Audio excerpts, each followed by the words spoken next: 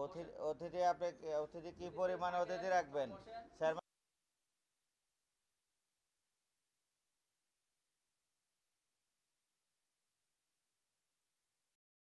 ধন্যবাদ ফাইসাল ভাইকে। আমরা প্রায় 90% কাউন্ট করতে পারছি। এতে বোঝা যায় আমাদের মোটামুটি আমাদের যারা ভোটাররা ছিলেন খুব সুন্দর সুষ্ঠু পরিবেশে এসে ভোট দিয়ে গেছেন। আমাদের নির্বাচনে দুইটাই গ্রুপ আছে, একটা অর্ডিনারি গ্রুপ, একটা অ্যাসোসিয়েট গ্রুপ। তো আমাদের অর্ডিনারি গ্রুপটা আমাদের সিলেকশন হয়ে গেছিলো। অ্যাসোসিয়েট গ্রুপের নির্বাচনটা আজকে হলো।